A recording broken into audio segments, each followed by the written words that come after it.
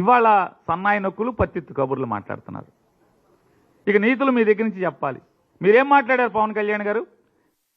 లేదా నువ్వు ముఖ్యమంత్రి అవ్వాలి, మా ప్రాణం పెడతాము, మేము చచ్చిపోతాము అని చెప్పని ఏ రంగం వేస్తున్నటువంటి మీ వాళ్ళందరినీ కూడా, అరే మనకి సీన్ లేదురా, మనం పల్లకి మోయటమేరా, మనం ముఖ్యమంత్రి అవ్వలేం, నేను ఎమ్మెల్యేని అవ్వలేను, మీరు ఆగండి అని చెప్పని ఇట్లాంటి స్థైర్యాన్ని చంపే మాటలు మాట్లాడేవాడిని ఏమంటారు భారతంలో?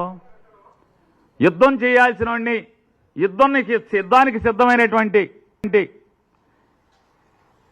వ్యక్తుల్ని మానసిక స్థైర్యాన్ని చంపేవాడిని ఏమంటారు? శల్యుడు అంటారు. నవయుగ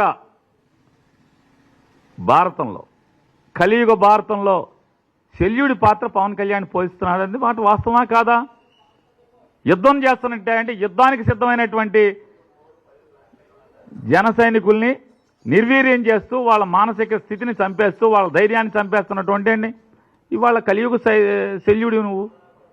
నాడు కర్ణుడి ధైర్యాన్ని నిర్వీర్యం చేయడానికి ప్రయత్నం చేసిన శల్యుడు ఇవాళ మీ పార్టీ కార్యకర్తల్ని స్థైర్యాన్ని యుద్ధం చేద్దామని రెడీ అవుతుంటే ఆయుధాలను పక్కన పడేయండి, మనం పల్లకి మొయ్యాలి, మన చేతిలో ఆయుధాలు కాదు, మన చేతిలో పల్లకి పట్టి ఉండాలి, పల్లకి కమ్మి ఉండాలని చెప్పి చెప్తున్నాడు. నువ్వు శల్యుడితో కదా శల్యుడు. మరి నువ్వు శల్యుడివి కాబట్టి అర్జునుడు అంటే నువ్వు పోల్చుకుంటున్నావు.